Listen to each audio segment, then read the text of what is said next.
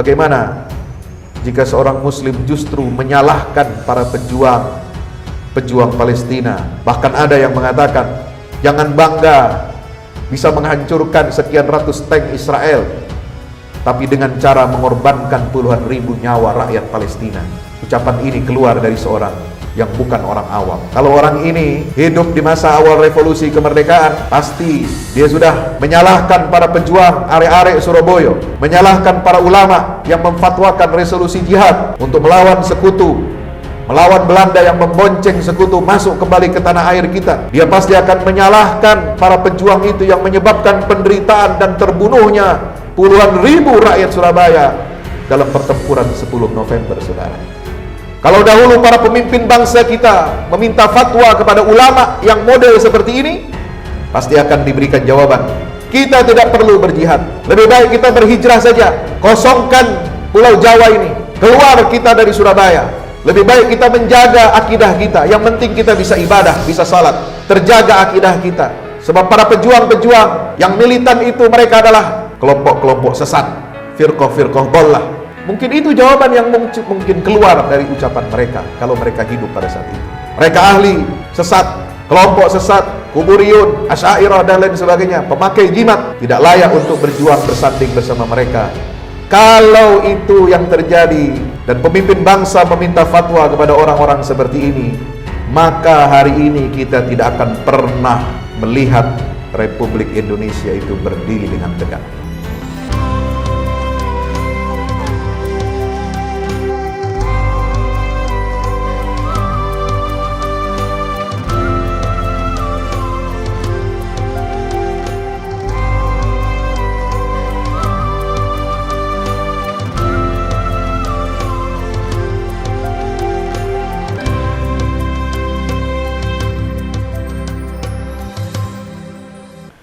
Asyhadu an la ilaha illallah wahdahu la syarika lah wa asyhadu anna Muhammadan abduhu wa rasuluhu la nabiyya wa la rasula ba'dah. Allahumma salli wa sallim wa barik alaihi wa ala alihi wa ashabihi wa man tabi'ahum bi ihsanin ila yaumil qiyamah. Ibadallah, usi nafsi wa iyyakum bi taqwallah. Ittaqullaha haqqa tuqatih wala tamutunna illa wa antum muslimun. Hadirin jamaah Jumat yang insyaallah mudah-mudahan kita semua dirahmati oleh Allah Subhanahu wa taala. Mari kita senantiasa meningkatkan kualitas iman dan takwa kita kepada Allah Jalla Jalaluhu Subhanahu wa taala dengan senantiasa menjalankan, mematuhi semua perintah-perintah Allah dan menjauhi semua larangan-larangan Allah Subhanahu wa taala. Ma'asyiral muslimin yang berbahagia, pada kesempatan khutbah yang singkat ini, mari kita senantiasa memuja dan memuji, menyampaikan syukur kita kehadirat Allah Subhanahu wa taala. Alhamdulillah, kita diberikan nikmat iman dan Islam. Dan alhamdulillah, meskipun saudara-saudara kita rakyat Gaza di Palestina dan para pejuang kemerdekaan Palestina serta para pembebas Masjidil Aqsa, meskipun mereka harus bersimbah darah, meregang nyawa, kehilangan sanak famili, saudara, bahkan kehilangan rumah tempat mereka berteduh, tapi Allah Subhanahu wa taala masih memberikan ketabahan, kesabaran dan kekuatan iman untuk saudara-saudara kita kaum muslimin yang ada di jalur Gaza dan juga tepi barat wilayah pendudukan Israel. Kita bersyukur kepada Allah atas nikmat itu. Karena dengan nikmat iman inilah kita sebagai kaum muslimin dapat menunjukkan kepada dunia bahwa iman saudara-saudara kita, mereka yang tidak pernah rela untuk menggadaikan akidahnya, menggadaikan tanah airnya, tidak akan memperjualbelikan dan memperdagangkan masalah Palestina dan Baitul Maqdis, Ini adalah sebuah kemenangan yang besar dari Allah Subhanahu wa taala sebelum kita berbicara kemenangan yang lainnya. Karena jamaah yang dirahmati Allah Subhanahu wa taala, Baitul Maqdis adalah isu utama umat Islam di samping Masjidil Haram. Dua masjid yang mulia ini yang menjadi kiblat bagi kaum muslimin adalah pusat kepemimpinan Islam dan menjadi ukuran tolak ukur simbol kemuliaan dan kejayaan umat Islam dalam sepanjang sejarahnya. Cahaya yang senantiasa menerangi Masjidil Haram dan Masjidil Aqsa, itulah jantung bagi kehidupan umat Islam yang masih berdenyut. Jika ada entitas asing yang menjajah, menodai dan menistakan salah satu dari kedua masjid ini yang berada tepat di jantung kehidupan umat Islam, maka itu adalah merupakan sebuah alarm bahaya yang senantiasa memompakan semangat bagi kita untuk bangkit menghadapi bahaya yang mengancam eksistensi umat Islam di dunia. Maka pembebasan Masjidil Aqsa yang diamanahkan oleh baginda Rasulullah SAW dalam peristiwa Isra dan Mi'rajnya, yang merupakan amanah dari Sayyidina Umar ibn Khattab, khalifah kedua, yang telah dibebaskan oleh beliau, amanah dari gubernur Baitul Maqdis, gubernur negeri Syam pada umumnya, yaitu Abu Ubaidah ibn Jarrah radhiyallahu anhu, amanah dari para pejuang-pejuang Islam yang membela dan menghidupkan jantung Masjidil Aqsa ini agar tetap hidup dan berdenyut bagi kehidupan umat Islam ini. Maka pembebasan Palestina dan Masjidil Aqsa sesungguhnya bukanlah sebuah beban yang memberatkan bagi kita umat Islam. Sebab ada yang mengatakan masalah Palestina dan Masjidil Aqsa ini adalah beban bagi kita, merepotkan kita, merugikan kita, merugikan ekonomi kita, sumbangan kita berikan kepada mereka, sementara urusan kita di dalam negeri pun belum diselesaikan, merugikan kepentingan penguasa-penguasa yang ingin melakukan normalisasi dan berdamai dengan penjajah Zionis Israel untuk meraup kepentingan dan kemaslahatan duniawi. Pembebasan Palestina, sekali lagi, bukanlah sebuah beban yang memberatkan umat ini, tetapi justru yang akan mengangkat derajat dan harkat umat Rasulullah sallallahu alaihi wasallam.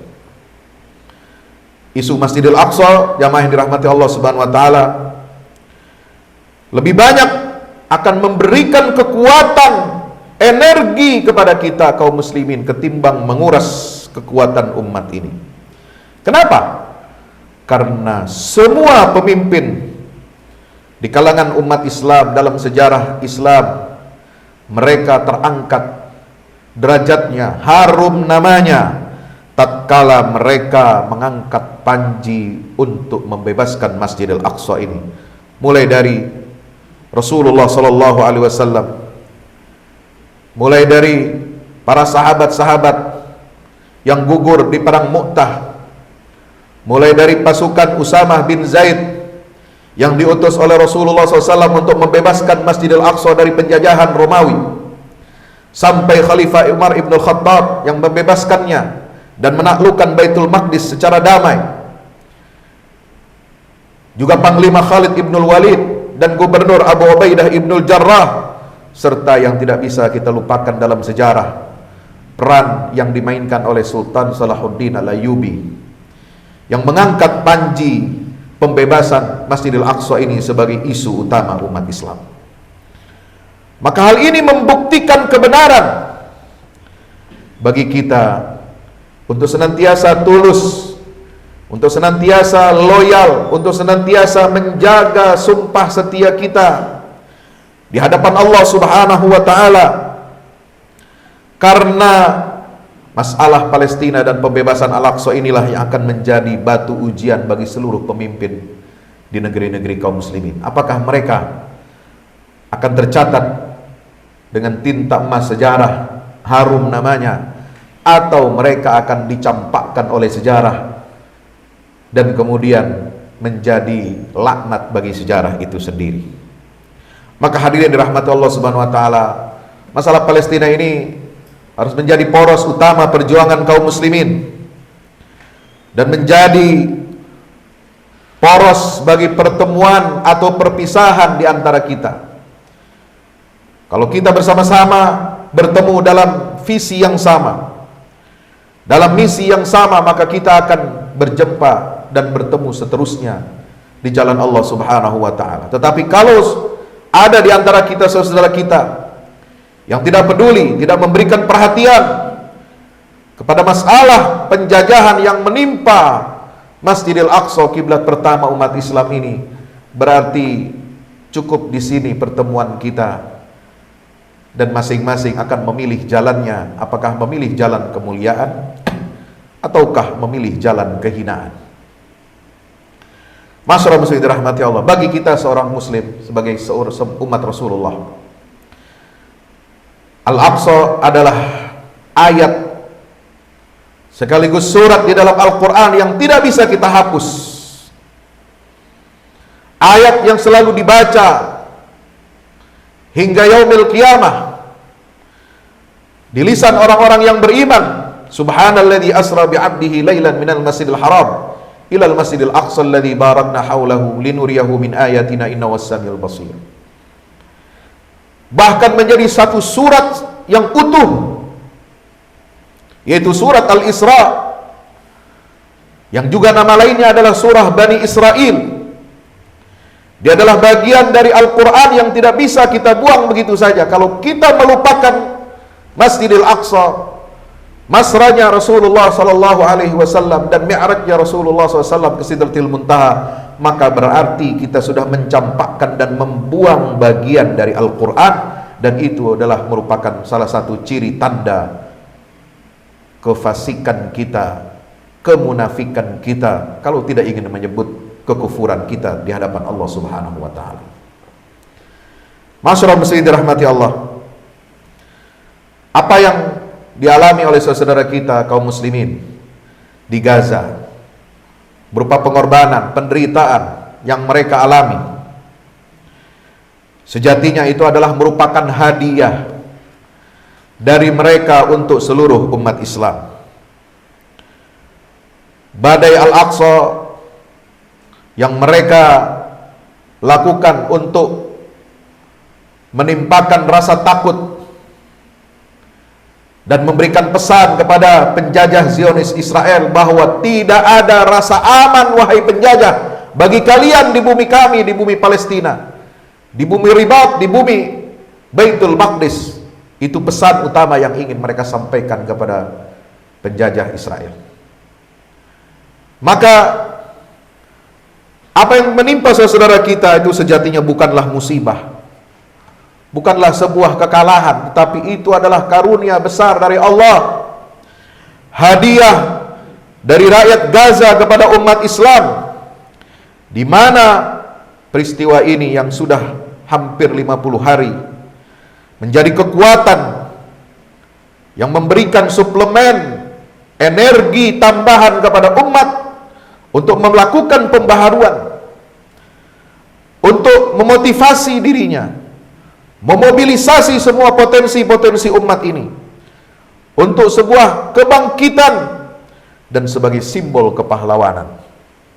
Hadirin yang dimuliakan Allah Subhanahu wa taala, oleh sebab itu maka mari kita mengambil hikmah pelajaran di balik peristiwa yang dialami oleh saudara kita.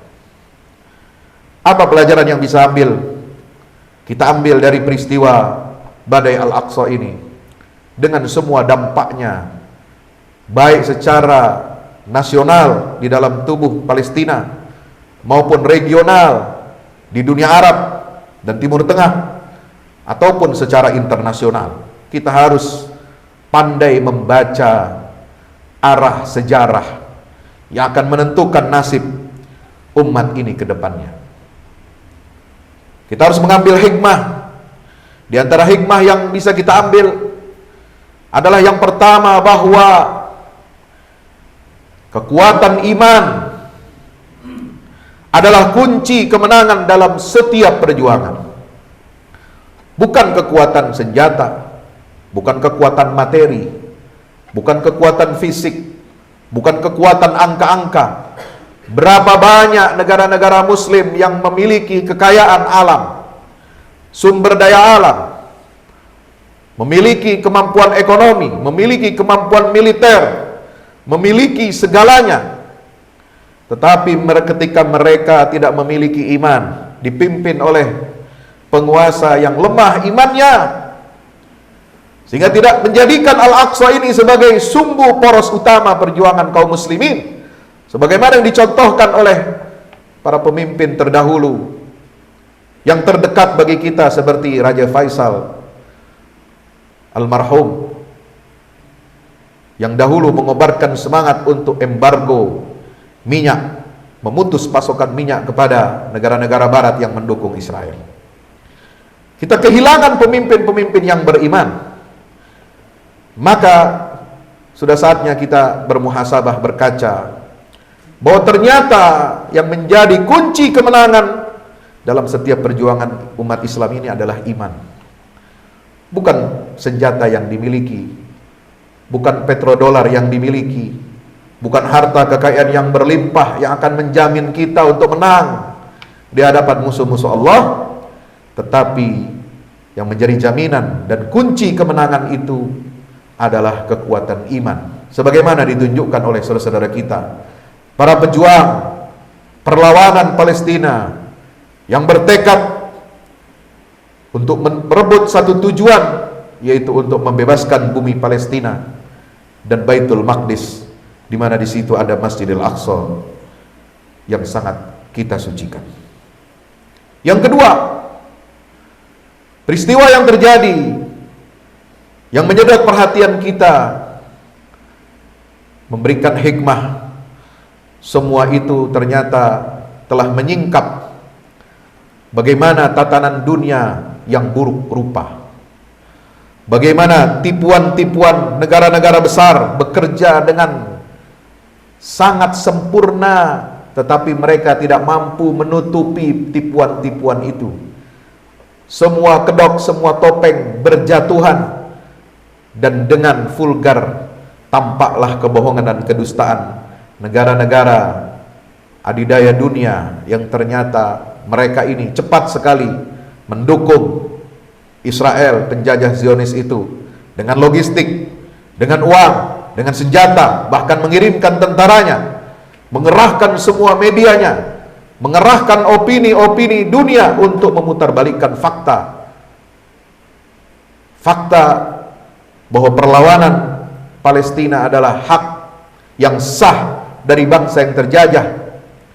Fakta bahwa rakyat Gaza mereka adalah orang-orang yang terzalimi, tetapi mereka mengerahkan medianya, opininya untuk apa? Mencitrakan bahwa para pejuang kemerdekaan Palestina itu adalah kriminal, teroris, dan rakyat Palestina yang mendukung perjuangan mereka itu adalah termasuk bagian dari teroris, sehingga harus dibantai dan dimusnahkan oleh musuh-musuh Islam ini. Maka ini semua tersingkap kedoknya semuanya. Dan dengan kekuatan dari Allah Subhanahu wa taala, kaum muslimin, bahkan non-muslim sekalipun dapat menyingkap kedok dan kepalsuan itu semua, saudara. Mereka yang tidak beragama Islam membela hak-hak kaum muslimin, bangsa Palestina yang tertindas dan dizalimi. Bagaimana kalau ada seorang muslim yang ternyata mereka dengan berbagai alasan, dengan lahnil qaul, dengan ciri-ciri ucapan yang muncul dari mulut mereka, yang menampakkan sejatinya apa yang mereka yakini selama ini. Bagaimana jika seorang muslim justru menyalahkan para pejuang pejuang Palestina. Bahkan ada yang mengatakan, jangan bangga bisa menghancurkan sekian ratus tank Israel, tapi dengan cara mengorbankan puluhan ribu nyawa rakyat Palestina. Ucapan ini keluar dari seorang yang bukan orang awam. Kalau orang ini hidup di masa awal revolusi kemerdekaan, pasti dia sudah menyalahkan para pejuang arek-arek Surabaya, menyalahkan para ulama yang memfatwakan resolusi jihad untuk melawan sekutu, melawan Belanda yang membonceng sekutu masuk kembali ke tanah air kita. Dia pasti akan menyalahkan para pejuang itu yang menyebabkan penderitaan dan terbunuhnya puluhan ribu rakyat Surabaya dalam pertempuran 10 November, saudara. Kalau dahulu para pemimpin bangsa kita meminta fatwa kepada ulama yang model seperti ini, pasti akan diberikan jawaban, kita tidak perlu berjihad, lebih baik kita berhijrah saja, kosongkan Pulau Jawa ini, keluar kita dari Surabaya. Lebih baik kita menjaga akidah kita, yang penting kita bisa ibadah, bisa salat, terjaga akidah kita. Sebab para pejuang-pejuang yang militan itu, mereka adalah kelompok-kelompok sesat, firqah-firqah dhallah. Mungkin itu jawaban yang mungkin keluar dari ucapan mereka kalau mereka hidup pada saat itu. Mereka ahli sesat, kelompok sesat, kuburiyun, asy'ariyah dan lain sebagainya, pemakai jimat. Tidak layak untuk berjuang bersanding bersama mereka. Kalau itu yang terjadi dan pemimpin bangsa meminta fatwa kepada orang-orang seperti ini, maka hari ini kita tidak akan pernah melihat Republik Indonesia itu berdiri dengan tegak. Kita tidak akan pernah menyanyikan lagu kebangsaan Indonesia Raya, saudara. Kita tidak akan pernah menjadi pelopor kebangkitan perjuangan kemerdekaan bagi bangsa-bangsa Asia Afrika. Kita tidak akan pernah bangga untuk menjadi tumpuan dunia Islam untuk memimpin kemerdekaan setelah Perang Dunia Kedua. Hadirin yang dirahmati Allah Subhanahu wa taala. Ini hikmah dari peristiwa-peristiwa yang ada di hadapan kita. Maka kita patut bersyukur kepada Allah. Jangan kita menyesal. Jangan kita menangis. Jangan kita merasa bahwa cukup pengorbanan itu untuk kita sesali, tetapi kita harus mengambil hikmahnya. Yang ketiga, peristiwa yang kita alami saat ini, apa yang dialami saudara kita adalah menjadi wasilah dari Allah Subhanahu wa taala, cara Allah untuk menyaring dan menyeleksi manusia di seluruh dunia. Kita bisa memilah mana kawan dan mana lawan kita, bahkan di lingkungan internal umat Islam sendiri. Ini akan menjadi batu ujian. Fala ya'lamannallahu alladhina shadaqu wa la ya'lamannal kadhibin. Kenapa ada ujian? Kenapa ada fitnah dalam beragama? Dijawab oleh Allah di dalam surah Al-Ankabut ayat 2. Ketika Allah mengatakan walaqad fatanna alladhina ahasiban nasu ayyutraku ayyaqulu amanna wa hum la yuftanun. Apa jawaban Allah? Agar Allah memilah dan menyaring mana orang-orang yang imannya benar dan mana orang-orang yang imannya hanya di bibir saja dan dia berdusta kepada Allah Ta'ala. Berikutnya hikmah yang Allah berikan kepada kita, bahwa ternyata rakyat Gaza itu dengan mental bajanya yang luar biasa, mereka telah menyumbangkan darahnya untuk menjadi donor bagi umat Islam yang kehilangan darah dan lesu darahnya, yang sudah hampir mati karena kehilangan ghirah semangat perjuangannya dalam rangka membebaskan Al-Aqsa dan bumi Palestina. Maka mereka menyumbangkan sebagian darahnya untuk memumpakan darah agar mengalir di tubuh umat Islam ini, agar umat Islam ini kembali hidup dan tidak melupakan misi utama perjuangan membebaskan Al-Aqsa di akhir zaman. Hikmah berikutnya jamaah dirahmati Allah, ini yang menyadarkan kita, menyadarkan kepada seluruh umat muslim di dunia bahwa ada Baitul Maqdis di Palestina. Bahwa masalah yang dihadapi oleh saudara kita di Palestina bukan hanya masalah kemanusiaan, bukan hanya masalah penjajahan, bukan hanya kita berhutang secara konstitusi untuk ikut andil memberikan kemerdekaan kepada rakyat Palestina yang dulu telah mengakui kemerdekaan Republik Indonesia pertama kali, tetapi menyadarkan kepada kaum muslimin bahwa kita punya tanggung jawab keimanan, punya tanggung jawab akidah yang sangat besar di hadapan Allah Subhanahu wa taala, bahwa di bumi Palestina itu bukan hanya soal kemanusiaan dan penjajahan, tetapi di sana ada sebidang tanah yang disucikan oleh Allah, yang batas-batas keharaman, kesakralan tanahnya itu diberikan oleh Nabi Allah Ibrahim alaihissalam, yang menjadi tempat tinggal lahirnya para nabi dan rasul, yaitu Baitul Maqdis.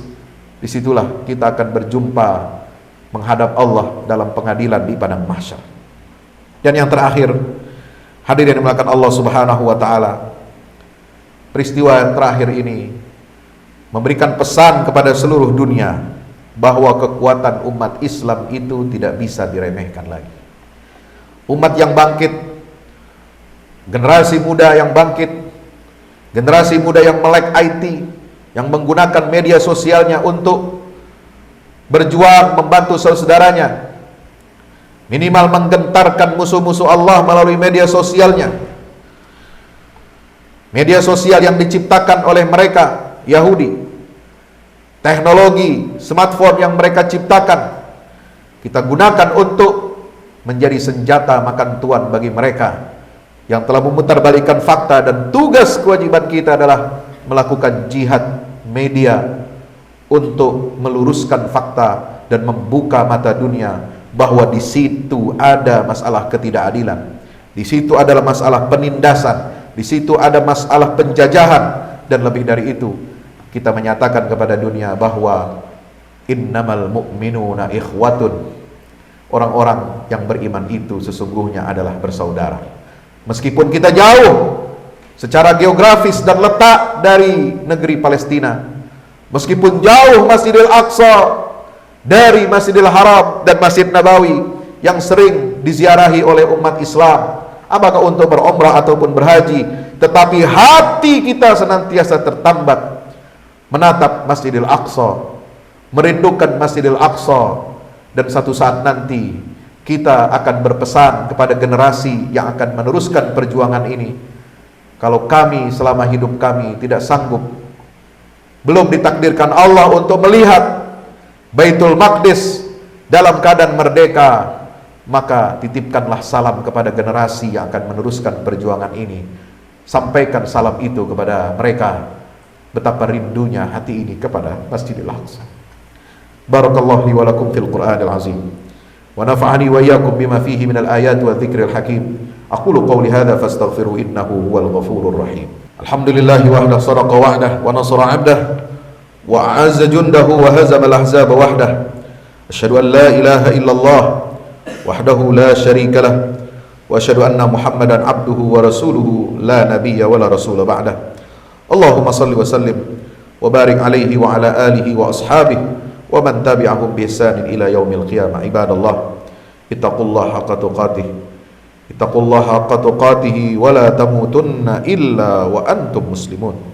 Ilamu anna Allah amarakum bi amrin bada fi bi nafsihi wa thanna bi malaikatil musabbihati bi qudsih wa thalatha bikum faqala ta'ala mukhbiran wa amira inna Allaha wa malaikatahu yusalluna 'alan nabi ya ayyuhalladzina amanu sallu 'alaihi wa sallimu taslima.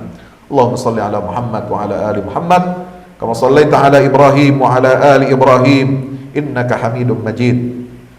Allahumma ighfir lil muslimin wal muslimat wal mu'minina wal mu'minat al ahya'i minhum wal amwat innaka ya rabbana sami'un qaribun mujibud da'awat. Allahumma ansuril Islam wa izzal muslimin wa ali bifadlika kalimatil haqqi ila yaumiddin.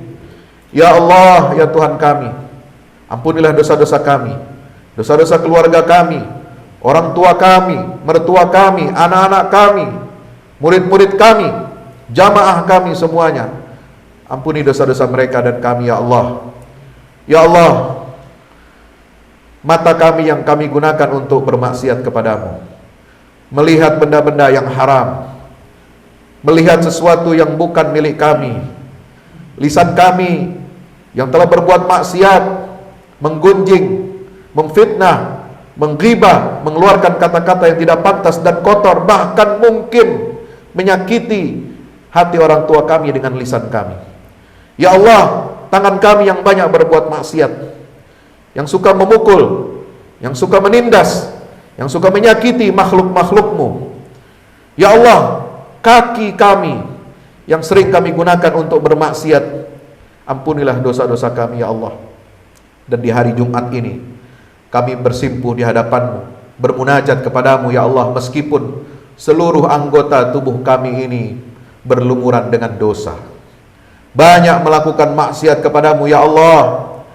Tapi mata kami selalu menangis, lisan kami senantiasa mendoakan, tangan kami senantiasa ingin membantu dan mengulurkan bantuan kepada saudara-saudara kami di Palestina yang membela kesucian Masjidil Aqsa. Kaki kami gunakan juga, walaupun sering bermaksiat kaki kami ini, tapi kami langkahkan kaki kami ini untuk senantiasa membersamai saudara kami yang tertindas di bumi Palestina, bumi Baitul Maqdis. Ya Allah, ya Karim, dengan wasilah ini semua kami mohon ampuni dosa-dosa kami, ya Allah. Salamun ala Nuhin fil alamin, salamun ala Ibrahim, salamun ala Ilyasin, salamun ala al-mursalin, salamun ala ibadihi alladhina astafa. Ya Allah, Engkaulah yang memberikan keselamatan kepada Nabi Nuh dari terjangan banjir yang sangat besar yang menenggelamkan bumi ini. Ya Allah, Engkau yang memberikan keselamatan kepada Nabi Ibrahim ketika dia dilemparkan ke dalam kobaran api yang menyala-nyala. Ya Allah, Engkau yang memberikan keselamatan kepada para nabi dan rasul dari kejaran musuh-musuh mereka. Engkau yang memberikan keselamatan kepada hamba-hamba pilihan-Mu, ya Allah. Berikanlah keselamatan kepada saudara-saudara kami di jalur Gaza, di tepi barat, dan seluruh tanah Palestina yang diduduki oleh Zionis Israel. Ya Allah, berikanlah kekuatan hati, berikan kemenangan, berikan pertolongan. Ya Allah, jadikan kami sebagai tentara-tentara-Mu yang bisa memberikan kedamaian bagi hati saudara-saudara kami di Palestina. Ya Allah, jadikanlah lisan kami senantiasa membantu perjuangan mereka. Ya Allah, jadikan semua anggota tubuh kami dapat menjadi wasilah untuk menegakkan agama-Mu dan menolong saudara-saudara kami yang tertindas dan teraniaya. Rabbana atina fid dunya hasanah wa fil akhirati hasanah wa qina adzabannar. Ya Allah, satu permohonan kami di penghujung khutbah Jumat ini, ya Allah, kabulkanlah permohonan kami ini, ya Allah, agar kami bisa menjadi saksi, agar kami bisa melihat, bisa menyaksikan bumi Palestina dan Masjidil Aqsa dimerdekakan dan dibebaskan oleh seluruh kaum muslimin. Dan izinkan kami, ya Allah, ketika kami masih hidup, kami bisa sholat futuh Baitul Maqdis, sholat dalam rangka sujud syukur atas kebebasan dan kemerdekaan Baitul Maqdis dan Masjidil Aqsa, di pelataran Masjidil Aqsa, dan kami bisa mencium tangan dan kening para mujahidin yang membela kesucian Masjidil Aqsa ini. Rabbana atina fid dunya hasanah fil akhirati hasanah wa qina adzabannar. Wa sallallahu ala abdika wa rasulika Muhammad wa ala alihi wa sahbihi wasallam. Walhamdulillahi rabbil alamin.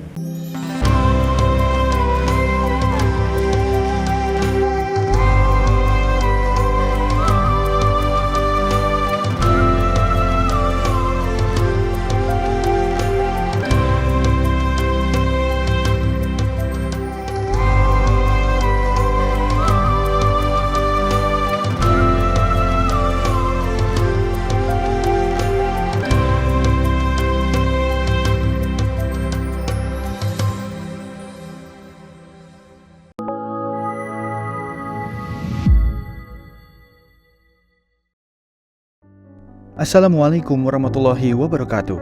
Di zaman dan era global yang semakin menuntut kita untuk terus bergerak, ada kebutuhan yang senantiasa harus kita penuhi dalam kehidupan kita. Zaman di mana segala kebutuhan terasa sangat mendesak. Salah satunya adalah kebutuhan sarana dakwah Al-Quran sebagai pusat peradaban. Al-Fahmu Institute hadir demi menjawab kebutuhan akan sarana dakwah Al-Quran di era masa kini.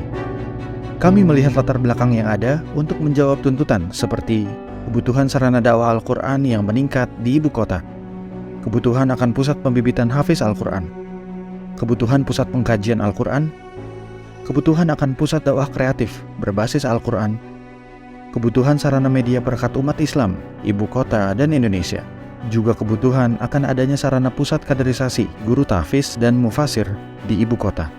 Yayasan Al-Fahmu International Indonesia sedang membangun gedung pusat dakwah Quran yang berlokasi di Jalan Pengukiran 3, Pekojan, Tambora, Jakarta Barat.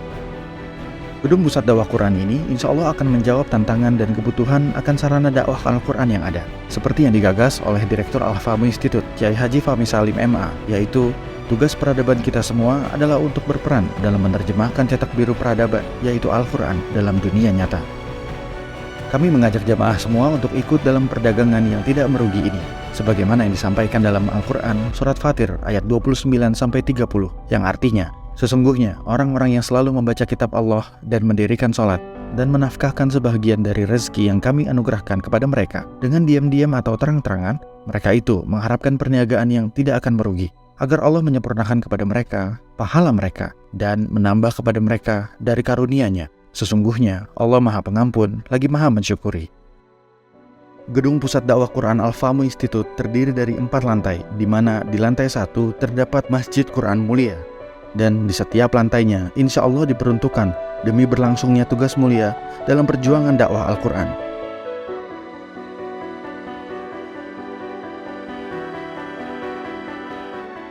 Berikut adalah rencana anggaran biaya yang dibutuhkan dalam pembangunan Gedung Pusat Dakwah Quran.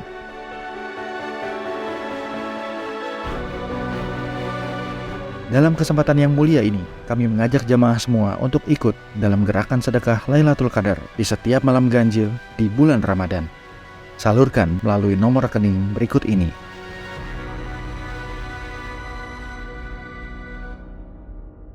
Al-Fahmu Institute, bahagiakan Indonesia dengan dakwah Quran.